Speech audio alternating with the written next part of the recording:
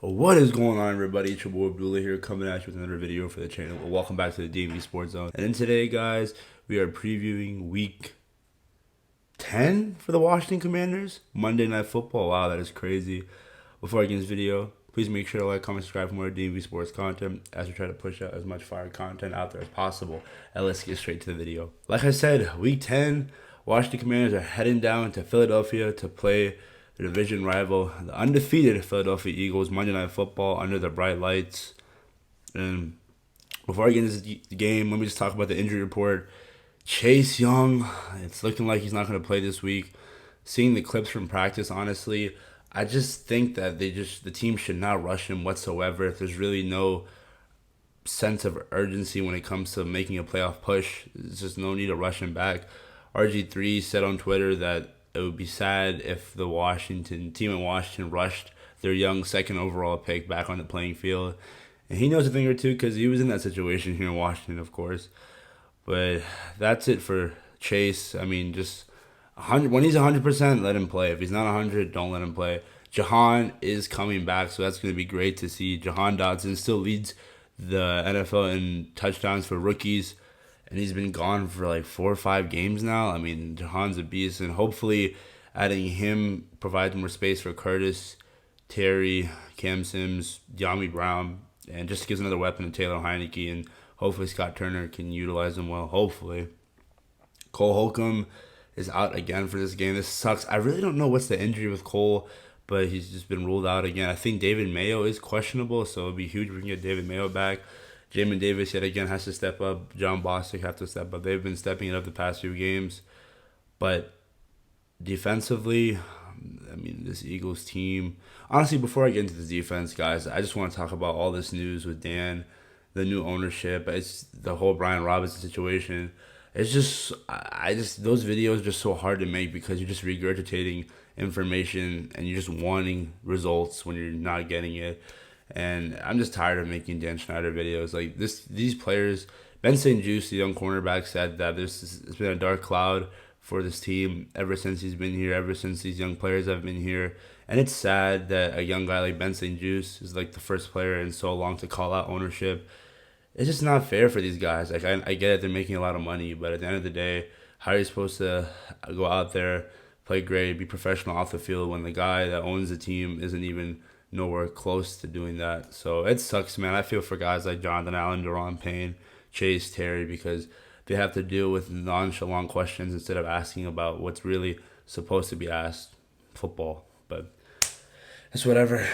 We got a big game this week, and standing at 4-5. This Eagles team is the reason why they're undefeated. A lot of fans are calling them frauds, but they're undefeated for a reason. Nick Sirianni has them boys playing. Jalen Hurts is looking like an MVP candidate.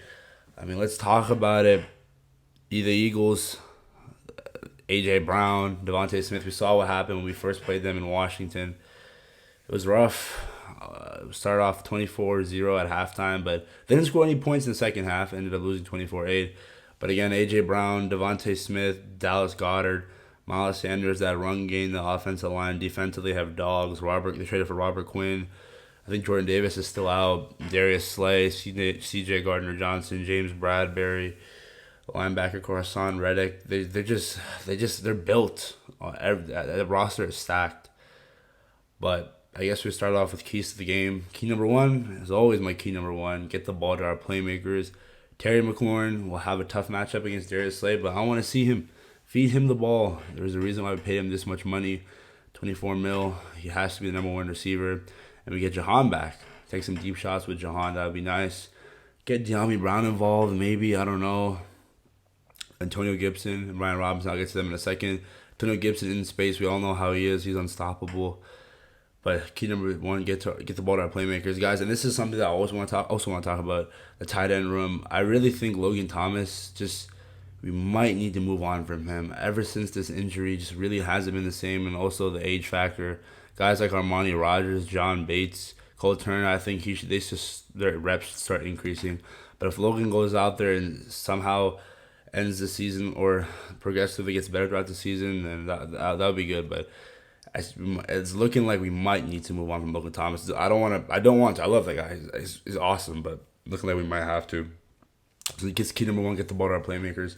Key number two, run the ball down their throats. We saw what Damian Pierce did last week against Philly on Thursday Night Football. He looked like prime AP.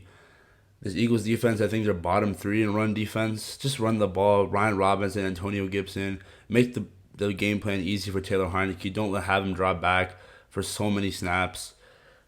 And if we run the ball effectively, it's going to open up the passing game for guys like Terry and Jahan. So that is key number 2. Key number 3, and another key that's always consistent, win the turnover battle. If we give this Jalen Hurts Eagles offense a short field because of a turnover, interception, or fumble, that's not good at all. Again, guys, we have to make sure that we limit our mistakes. And if we do that, it gives our chances of winning. But we'll see. Jalen Hurts is a mobile QB. I mean, Jack Del Rio has a defensive coordinator. I don't know if it's just the players or if it's him in general, but the scheme. But defensively, we've been playing great for the past few weeks. Let's see if we can keep it up on the bright lights. Scoring prediction-wise, I do have us losing. I think this game is going to end up where we start off hot. I say we go like a 10-0 lead. Then eventually Jalen Hurts and this Eagles team comes back. And I have us losing 27-16. And we fall to 4-6. It sucks.